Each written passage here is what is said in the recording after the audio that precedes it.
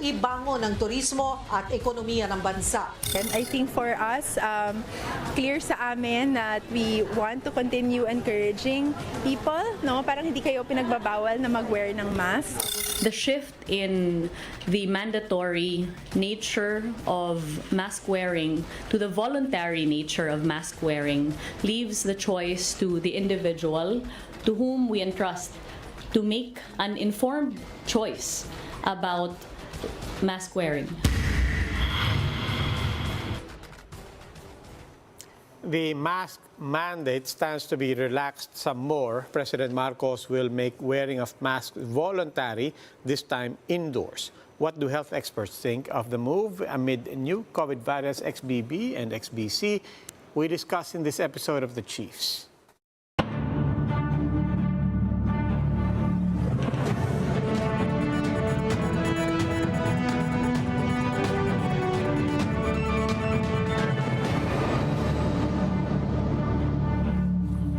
Welcome to The Chiefs. Ako po si Roby Alampay. Kasama po natin online from Manila, Ami Pamintuan of the Philippine Star. Joining me in the studio, Ed Lingao of One News.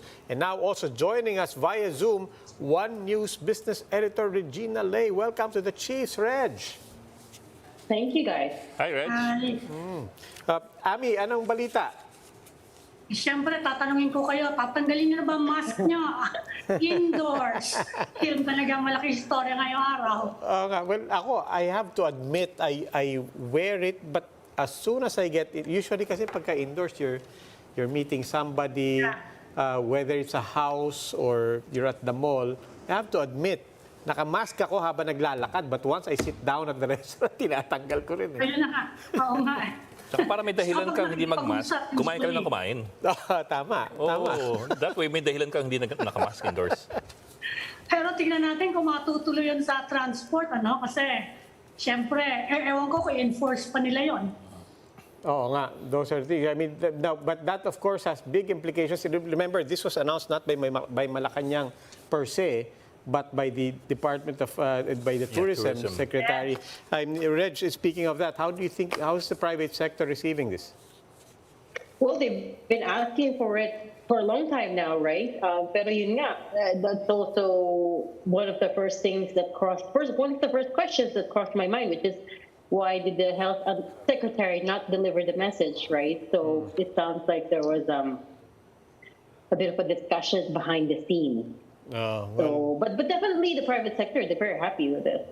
They've been asking for it for a while. I mean, actually, nabanggit mo yung health secretary. That's one of the things we'll be talking about. Apart from the undersecretary as well, all of the things that we've talked about. But we will first take a break. We'll speak to our first guest after that short break. Keep it right here on One News.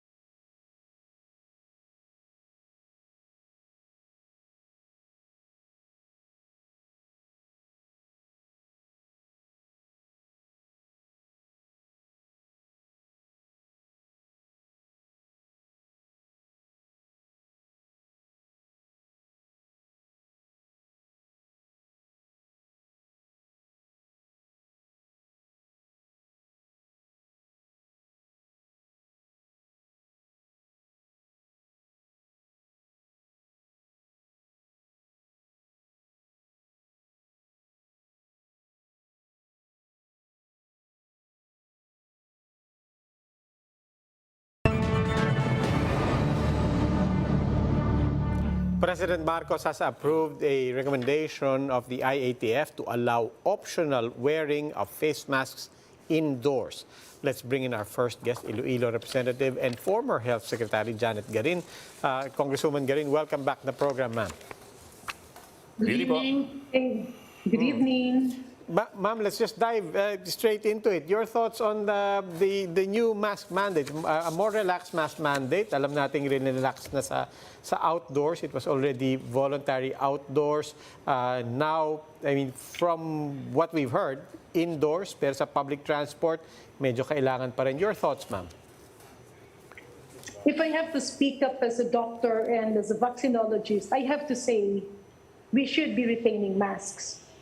But on the other hand, if I have to talk as a politician and as a businessman, you have to say that the shift is already needed. Why? Marami naman talaga yung hindi na sumusunod sa loob. That's one.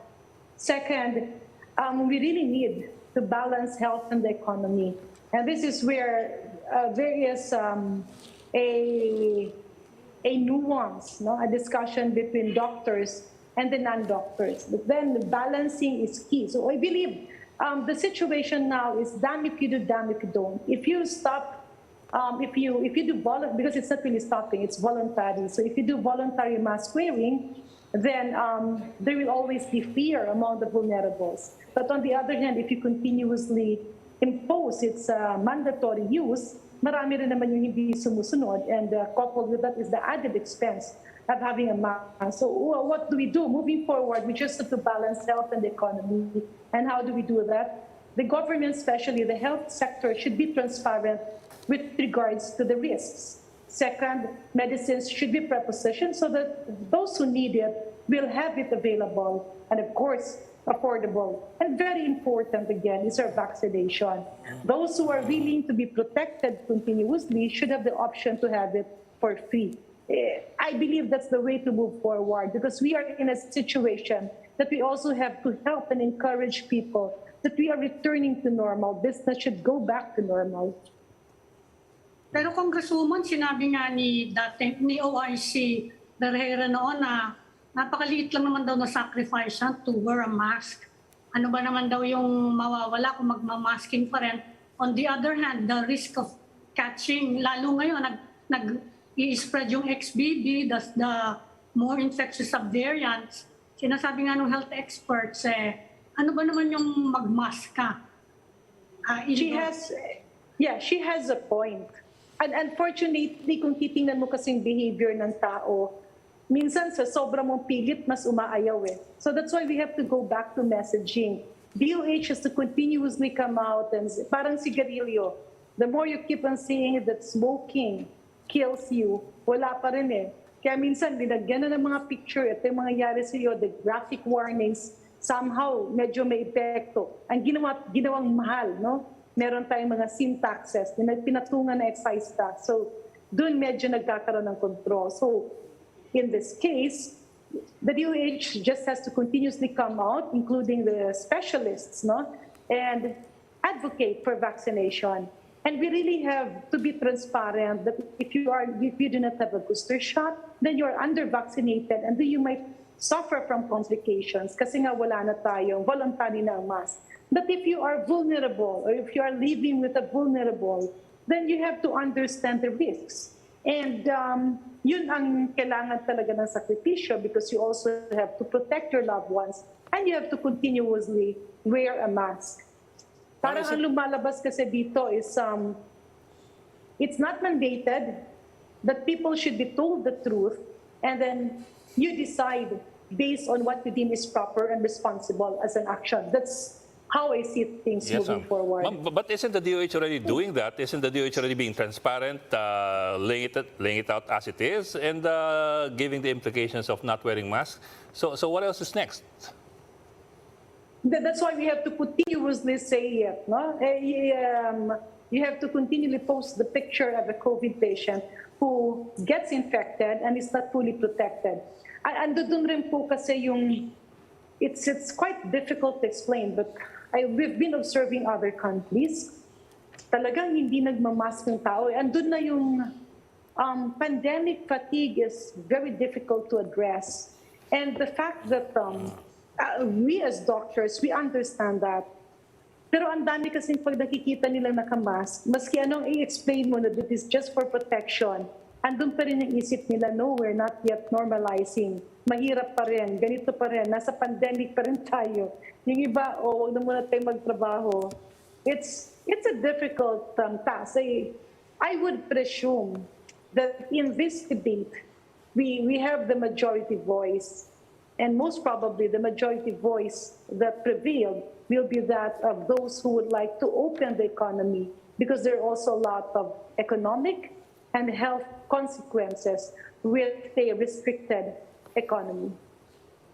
Congresswoman, can I just be the contrarian voice here? And this is a question for everyone as well, I guess, which is that do we really believe that masking indoors is slowing down the economy? Because, you know, everywhere you go, the restaurants are full, the roads are full, we're back to hosting large-scale conferences now. So it doesn't, I mean, you know, like it really does feel every inch that our pre-pandemic social lives are back. So I'm wondering just how much of a hindrance the masking mandate really is in terms of growing the economy. Well, if you look at the situation, if you bring in, well, I do understand if you bring in tourists, they would prefer to go to places where I was in a few countries a few weeks ago, and in some of the countries that I've been to, nagugulat ako, parang ako na lang at yung kasama ko yung mga nakamask.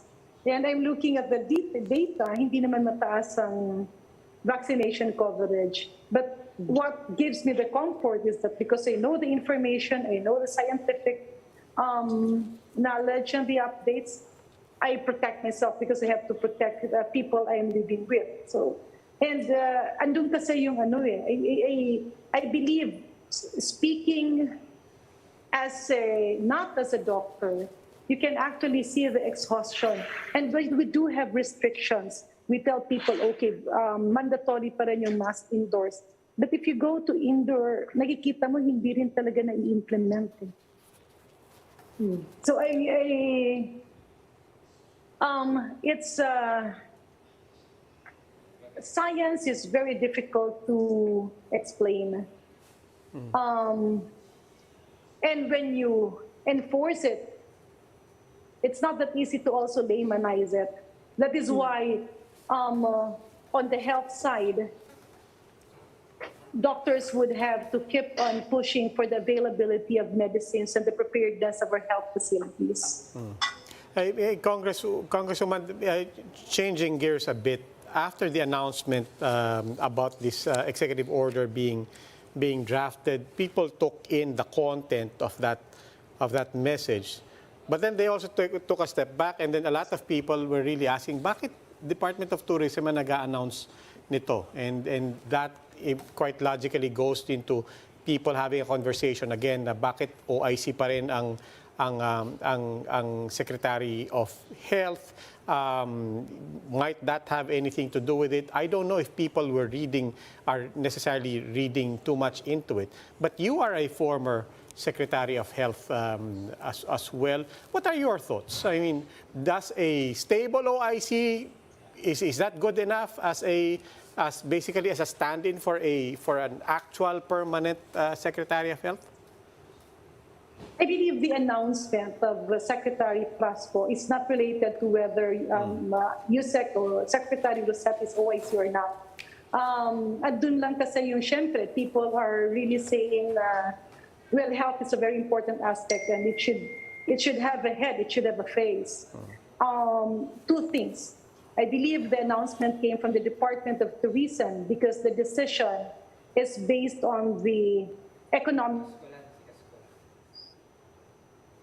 interview in the voice of the majority allowed decisions to be made. We seem Okay, to I'm afraid be we lost her. parang nawawala. Assume, sabi that I would presume that the DOH cannot announce it because that's what probably happened is their voice became the voice of the minority. Now, I've known Rosette when I joined the DOH before as a very active, hardworking official. In fact, when I saw her, sabi ko, kailangan natin siyang gamitin sa reforms in FDA. looking at the point of a career official, makikita mo rin kasi the sacrifices that you have to be if you will be appointed as Secretary Yes. of Health. On the other hand, there are a lot of situations. You cannot avoid it. Whenever a new secretary comes into the picture, talagang merong reforms yan. Kasi may kanya-kanyang unique management style. I would presume that the President wouldn't like to rock the boat. Kasi, kunyari yan, no? Pagka mga doktor ang tinanong mo, sasabihin nila yan, hindi, mag-mask pa rin indoors because we don't have good ventilation in many places like the other countries. Merong mga nuances, no, na kailangan itimpla because we are trying to recover, but we are not yet fully recovered. Baka yan yung tinitingnan ng Presidente, but introducing any change like a Secretary of Health from the outside will also trigger adjustments inside. So yan yung mga bagay-bagay. And of course, well, I do agree that Secretary Rosette is very well equipped and qualified for the post. Her career can actually she can actually exist as undersecretary with 3 more presidents with her age. That's something that, and I don't think na hindi naghahanap kasi dati marami na rin akong alam na inoferan sa post. Pero kasi it entails a lot of sacrifice especially for a practicing doctor or a medical professional who has a career to join the department. Talagang serbisyo because you have to leave your practice, you have to leave your business, and you have to serve, and then you end up with a lot of Yes, but certainly, that's what we're hearing. but certainly, I think the other side of the question. I mean, taking away all personalities involved and really just looking at the position per se, is an OIC secretary for any department hamstrung in any way relative to having a full endorsement and full confirmation by not just by the President but by Congress as well. I mean, is an OIC in effect a hamstrung version of what we could have with a permanent secretary? Yes. Remember when I assumed the post as acting, I was OIC, I believe, for 4 or 5 months before I became full-fledged, before I was appointed secretary. And during the time na OIC ako, pumasok yung Ebola, pumasok yung MERS-CoV. You have actually all the powers except for appointing officials. No, except the appointing powers. Yun lang eh. Parang you can, I'm not sure if I recall it right. I think you can only appoint for 6 months or 1 year. So parang you have to reappoint some of the people. That's the nuance that I can remember so far. Pero ando dun lang siya, yung ibang nuance kasi din syempre baka ayaw gumalaw kasi baka palitan anytime. But that's a matter, I believe the President and this OIC Secretary are discussing. So kung sinabihan ka ng Presidente, okay, you're OIC, but you have the authority to implement programs. So walang problema yun. Kasi tuloy-tuloy ka lang na nagtatrabaho and you'll be able to get the command of your people. Ma'am, I So there's understand. really no much difference, Yes, ma'am. except for the fact na kung kunyari sinabihan ka na, OIC ka, pero anytime pwede kang palitan bukas, pwede kang palitan next week, then that's a different story. Yes, ma'am. Ma'am, I suppose we do understand the concern about rocking the boat. But when the boat is in rough seas, wouldn't you want to have a skipper who is fully in charge versus a skipper who is, in the meantime, diyan ka muna? I mean, in the end, you talk about in the end, I suppose you talk about the vision and the plans, the long-term plans of the person who will be taking charge during the pandemic.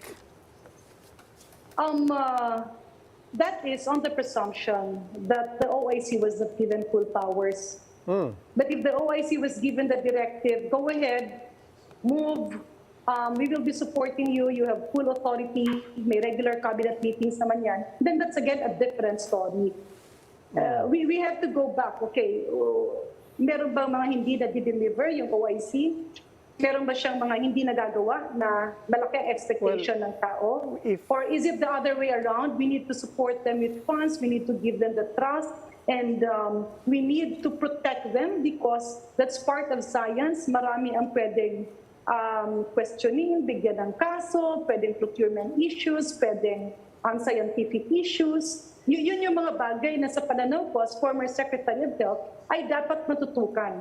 Kasi there's a huge claymore for people to keep on saying, okay, appoint the Secretary of Health. But did we ever ask the scientists, the career officials inside, kumusta po ba kayo? Ano po ba ang maitutulong ng gobyerno?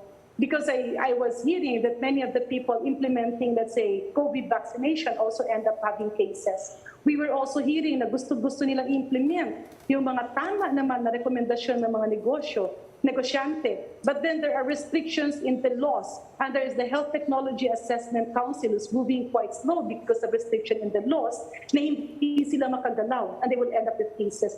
This should be the bigger focus of what we should be doing. Meron yung kunyari, hindi dapat ganito, dapat ganyan, but nakikita ba natin yung problema nila kung meron ba silang pondo or wala? Or kung meron naman silang pondo, meron bang mga restrictions? Sinasabi natin kulang yung health personnel. But actually, sasabihin, bakit maraming plantilla positions ang bakante? Tapos kulang yung tao. Kasi hindi na aligned eh. Hindi na attuned yung current plantilla positions. So government should act to amend, collapse those positions, and create positions na kailangan ng departamento. There are a lot of bigger problems that we need to support the department. Right. Instead of, if I would presume the reason of the president, as I heard him during the year, in one of his interviews, he wanted stability first. And tama po yan kasi every time pumasok ka, I don't know why, pero naging magulo na ang medical community, not only in the Philippines, but also in other countries. So pagka may problema, talagang masyadong nagtitipto, grabe ang balancing act mo because there will always be opposing sides, sometimes vicious and sometimes difficult to manage. Pero Congresswoman, hindi nga ba mas mapapabilis yung stabilization at mapapabilis yung response at mapapalakas yung pag-push ng projects, including vaccination, if you have a permanent Secretary of Health? Well, it depends. Because we also don't know who will be appointed. Let's say if it will be, because I'm not sure, I don't know if the career officials are willing to be appointed.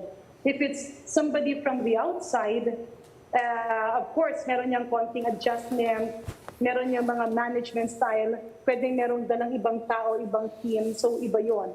But if it will be somebody also from the inside, siyempre ando dun yung papayag ba kasi that will also mean from a permanent job, you're shifting to a contractual job. And there's also suggestion with the easing of mask mandates and bumabagal nga yung vaccination, there's a suggestion to redefine the fully vaccinated to encourage booster uptake, even primary dose uptake. What do you think of that suggestion? I was actually the first one who recommended that to the president as early as, actually before elections, and then after mid-elections, and mid-May. And I made the same recommendation in writing sometime in June. I made also the same recommendation to the Department of Health when I was asked. Unfortunately, ando dun nga yung medyo kakaiba kasi sa Pilipinas ngayon. Because unlike other countries where vaccination is an issue that is acceptable to a huge, fully immunized person. Because if you don't have a booster shot, you are under-vaccinated, therefore you are only partially protected and you are still at risk of severe COVID. However, this decision can also inflict harm on the previous decision makers, some of whom are still with the Department of Health. Kasi ando dun yung mga usapin ng mga indemnity fund, ando dun yung hahanapan ng yung mga doktor. If we change the definition of a fully immunized person, what is the assurance of our scientists and experts na hindi sila uulanin ng kaso?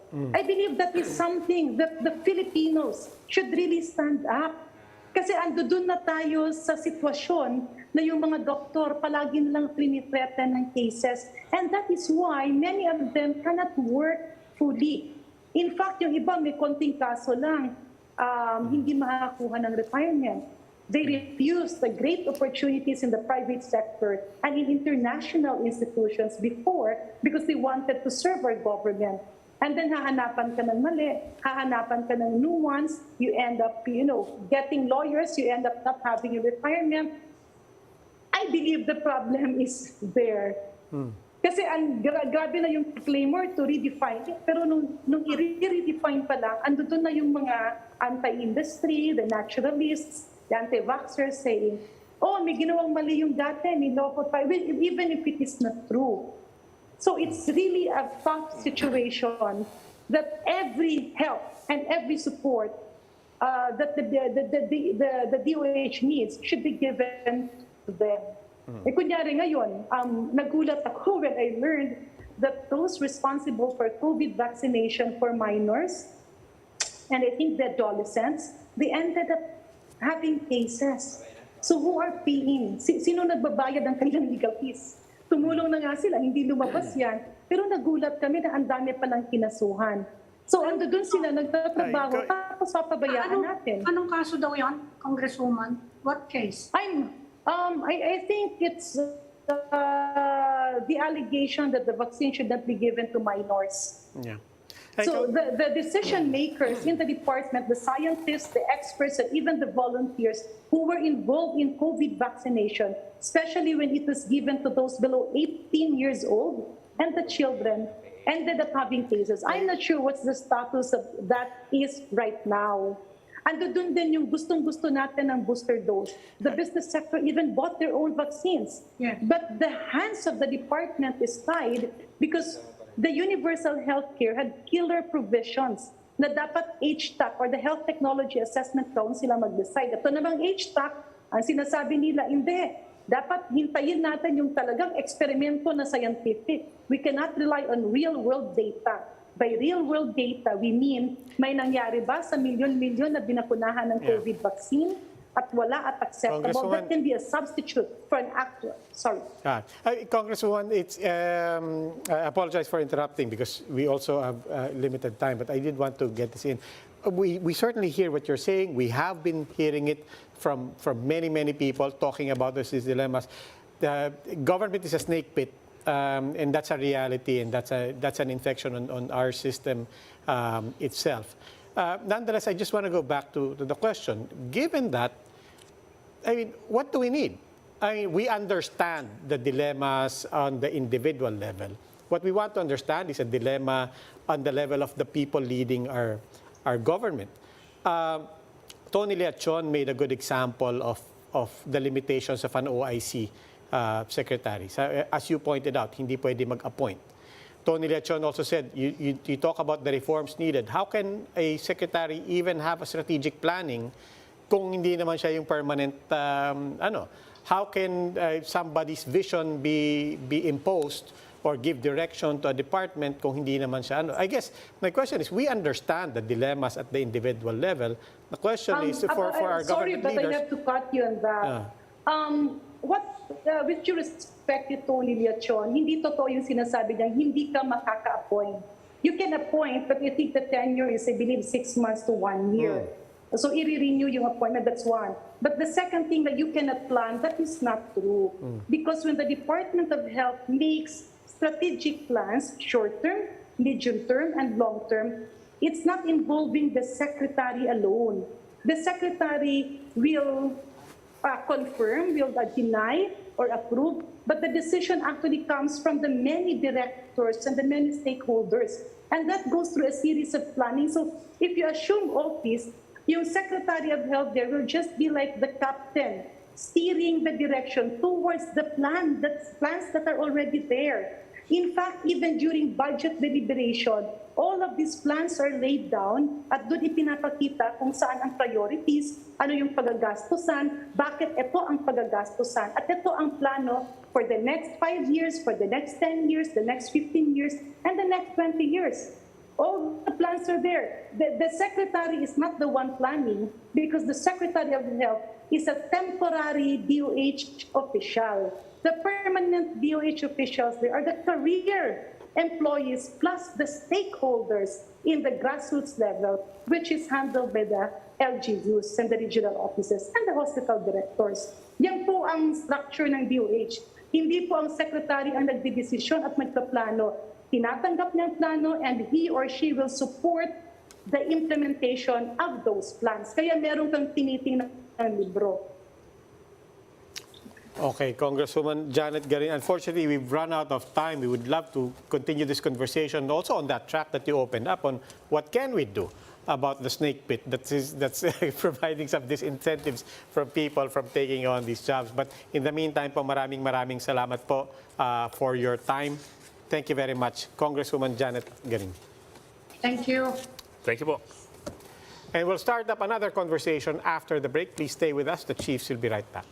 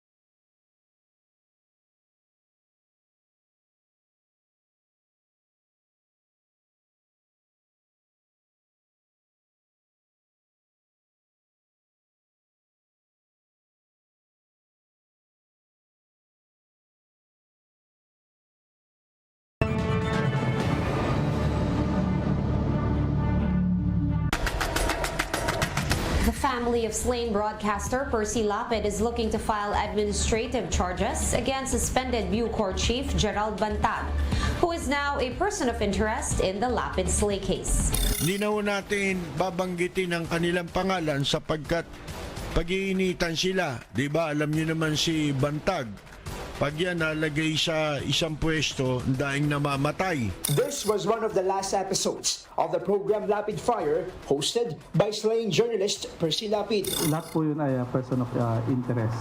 So, titignan po natin kung, again, we need really to establish yung motive na that led to the killing of Sir Percy Mabasa. Tinatali pa namin kung sino yung pinakamaraming issue na yung halos maya't maya ay binabanatan.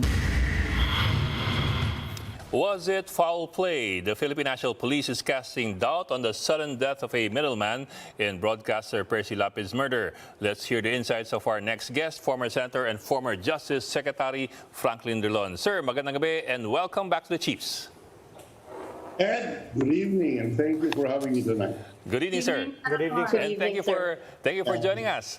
Sir, of course, we want to talk about the middleman, pero let me backtrack a bit and go first to the case of Joel Escorial, yung alleged gunman.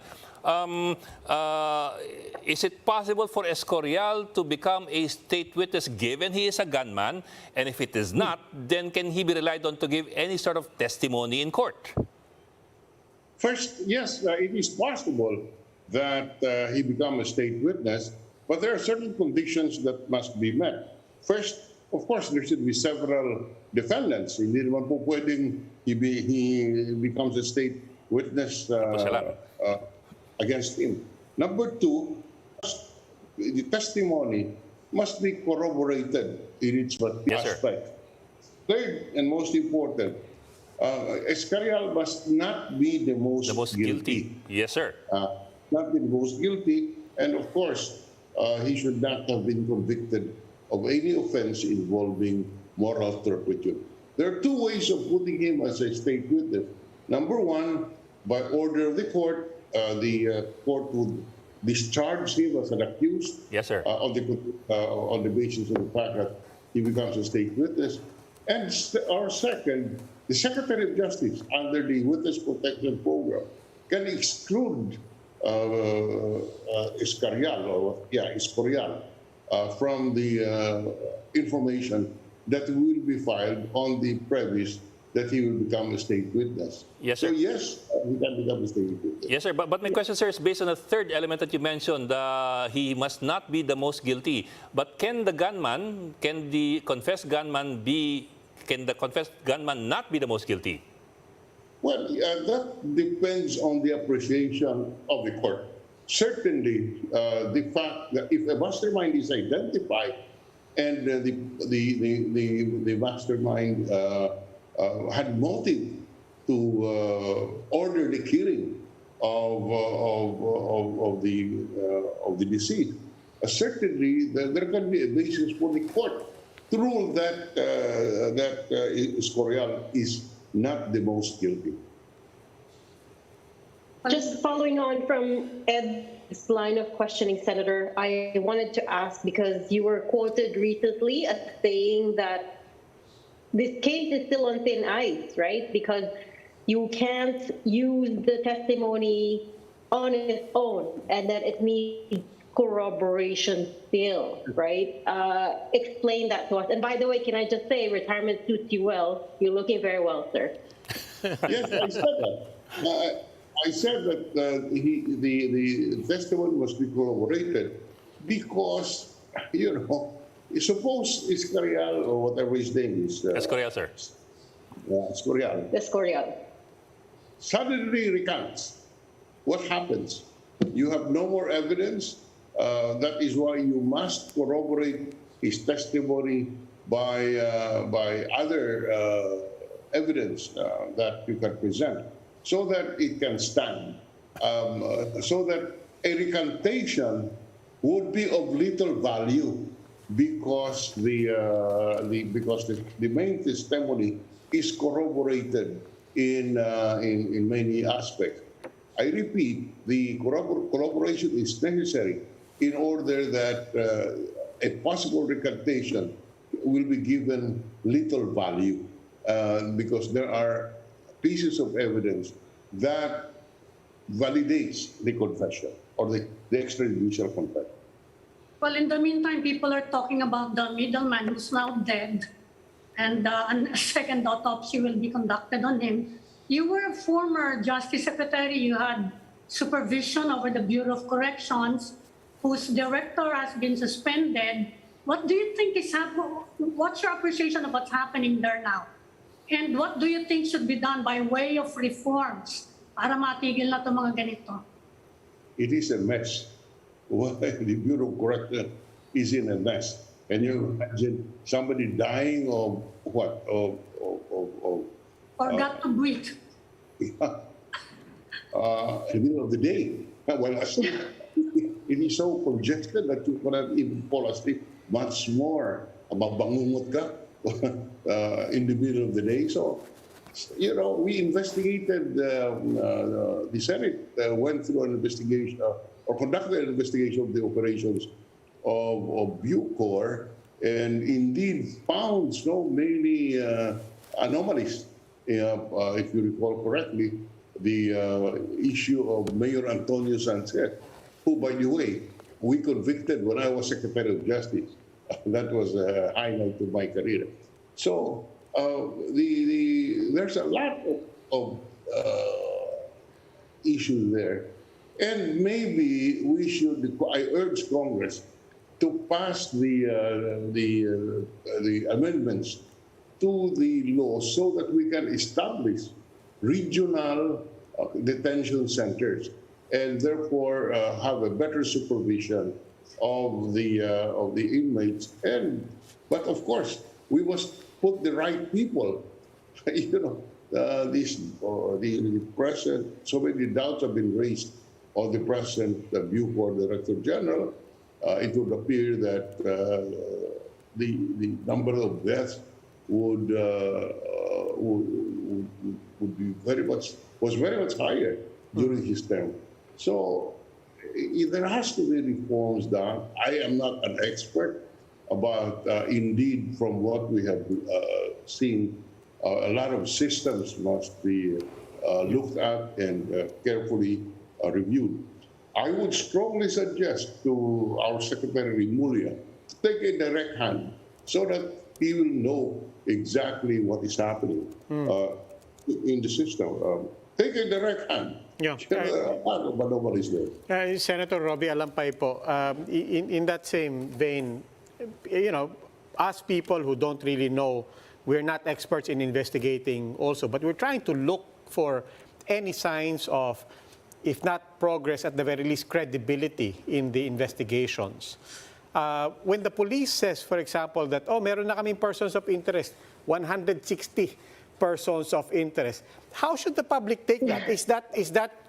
I mean, cynicism aside, am I supposed to take that as progress, or am I supposed to say that might as well have not, as if zero ang person of interest? In fairness, first, Roby, I want to put on record that I think Journalist Win and the PNP is doing its job. This is not an easy case. There's a wider conspiracy here, and therefore they're trying. The police is trying its best. But having said that, the fact that there are 160 to be persons of interest, it doesn't mean that they are going to monitor the movement of 160. This could be part of the psychological project of how do you call this? A projection to show that they're indeed looking at everybody. But I am sure that they have pinpointed to a few who really would have the motive in killing the Mabasa. So I wouldn't mind that. I don't mind the statement 160. I am sure they have a few really in mind. Sir, I assume that you've read the consolidated initial report of the NBI after the autopsy that they conducted on Mr. Villamor, the supposed middleman. Kasi binasa namin, and it appears that after the autopsy, they still have not released, even in the consolidated report, any cause of death of Mr. Villamor. How does that strike you as a former Justice Secretary? I mean, if you're waiting for, obviously everybody's waiting for, including you, waiting for the cause of death, and the report, although it's not the technical report, the report after the autopsy does not state any cause of death. What does that tell you?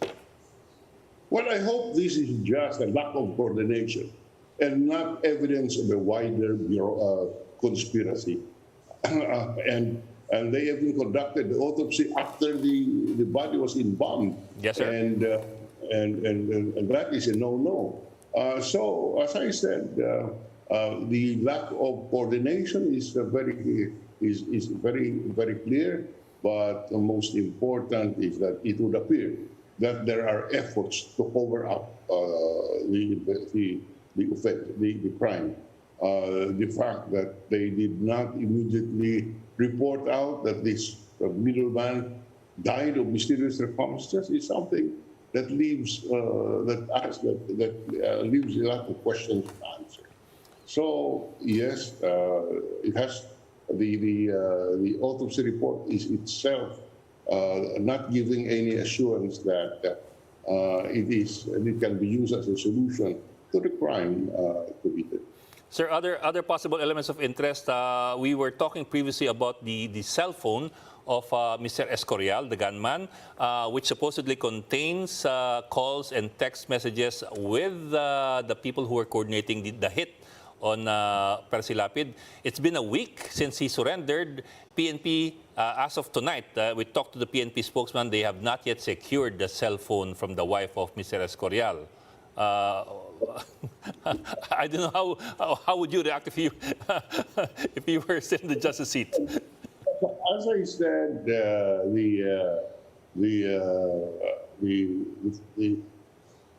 investigation is ongoing. We just have to trust that the PNP is doing its job. The fact that the cell phone has not yet been surrendered is indeed an indication of certain efficiencies being lacking in this investigation. There are also questions about the bank book, the bank deposit book, no? Na it was turned over na to the police. Sabi naman ng police, meron daw yung bank secrecy law has to be considered before ma-identify yung nag-deposit noon. Hindi ba under the anti-money laundering law, the AMLC can compel a bank to open the account or to trace the source of a deposit kung ganyang merong crime. It's a covered crime, di ba? That's murder. Di ba yun? Can the AMLC, Anti-Money Laundering Council, order the bank? Buksan nyo na yan at malaman natin kung sino nagdeposito niyan. I authored the law. Yes. Na pwede. When I was Senate President. Yeah. And we had to balance the issue of bank secrecy versus the interest of the state in maintaining law and order, including access to these deposits. So we crafted the law so that you have to file a petition with the Court of Appeals to allow the authorities to examine the bank accounts. Because if we were not comfortable with having an administrative agency under the control and supervision of the executive department to be given access to our accounts. So we had to balance that privacy, right of privacy, and bank secrecy versus the interest of the state in prosecuting crimes, as in this case. And therefore, the system is you go to court, go to the Court of Appeals, not the RTC. And here there are, in so many instances, the Court of Appeals have directed and authorized the examination of bank accounts. So again, the PNP should know this. They should already file a petition in the Court of Appeals to have getting authority to look at all the records. And I am sure that the petition will be given due course. I cannot understand why up to now they have not done it. Pero based on your experience, gaano katagal yan? Baka Pasko na, hindi pa yan na-resolve yan. No, let me correct you, Ami. Mabilis yan, pag ganyan. We have seen it, we have experienced it. The Court of Appeals acts with dispatch. Because remember, today, you can easily withdraw money from the banks, especially with the electronic means. And the court is conscious of this, and therefore will act quickly on this before the amounts that they're trying to trace would disappear and would be because of lack of action. So I can assure you that, at least on the basis of our experience in the past, the Court of Appeals acts quickly on petitions to allow examination of bank accounts because of a predicate crime being committed. In this particular case, it's a murder committed, and therefore there is a predicate crime, so to speak, which would be the basis for the Court of Appeals to act with dispatch on this case. So PNP kailangan mag-file, ano? PNP has to file. Or the DOJ, sino magpa-file? If I recall correctly, the Anti-Money Laundering Council would seek authority to examine it. And it is done with dispatch in the past cases. But the petition will have to be asked by the PNP or the prosecutor or the DOJ? The AMLC can on its own motu proprio. file the petition without waiting for the PNP or anybody. They have access to this amount, but they cannot examine it without authority of the court.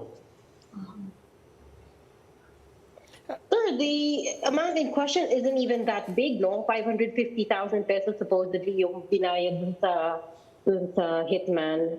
And you're saying that the AMLAC itself, the council, Anti-Money Laundering Council, can file the petition right away, and you think that they could get this approved before the end of the year, within a week? Is that correct? Yes, I can assure you. You see, it is the important thing is to trace the trail of the money paid. In other words, who deposited this in this account, who withdrew it, and are the other banks, is there a money trail that goes to the other banks, etc. It can be done, it can be traced, all are recorded. Who deposited it. And therefore, there's enough basis for the filing of the petition. And it was a long debate that we had in the Senate, going beyond midnight, because we had to look for a balance. I will repeat, look for a balance between the right to privacy of a depositor and a private citizen, as against the interest of the public and the interest of the state, to prevent the bank accounts from being used for criminal purposes. That's the purpose of the anti-money laundering law. The financial systems must not be used to facilitate commission of crimes. Yeah, Senator, we're almost out of time. One final question na lang po. You've been very gracious in talking to us. From your perspective as a former Justice Secretary, final question na lang po. I'd ask you to zoom out from this particular case and asking you to put on your hat as a legislator. I mean, zooming out from Percy Lapid, this is just one case. And the reality is we've been monitoring the deaths of journalists since 1986. If you go by NUJP's count, this pushes it practically near to 200 journalists killed since, if you go by CMFR's count, which is basically killed in work-related deaths, it's nearly 160. Right? The bottom line is too many deaths of journalists. My question to you, sir, is, there is a national action plan to protect journalists, but this is basically civil society driven. What is the role of legislation? Is there a gap in legislation, and is there a role for legislation to finally arrest this problem? This is, the legislation is to establish policy. What you are looking at is the execution of the policy, the execution, as the problem of enforcement. So sometimes you have to take a look at whether or not the gap is in policy or in the execution. And at this stage, I think no legislation can make a police efficient or the Bureau of Corrections efficient. It is the manner in which it is executed. But Roby, before that, I see on your screen, it says Drilon on its own AMLC can have the bank accounts open. No, that is wrong. I kept on repeating. The AMLC must file a petition at the court. Yes, tinanggal na. Ang bilis. That's much clearer, sir. But the AMLC doesn't have to wait for the court to pass. Correct. No? Yes. Because the other end, if you allow an administrative body like the Anti-Money Laundering Council, whose members are appointed by the president, tomorrow a president can order an examination of your account. Would you want that? Of course not. That is why there must be a predicate crime, in this case kidnapping or murder, is a predicate crime, and you must file a petition in the courts to allow the AMLC to have access to this account, because the purpose of the anti-money laundering law is to prevent criminals from using our financial system to commit a crime. Okay. Senator Franklin Drilon, sir, maraming salamat po. Thank you, Senator. Thank you, sir. Thank you. Thank you, sir. And that is it for the Chiefs. We hope what was discussed will keep the conversation going. I'm Roby Alampay. I'm Regina Lay, sitting in for Luchi Cruz-Valdes of News 5. I'm Pamintuan of the Philippine Star. I'm Ed Lingao. We are One News, all sides, all the time.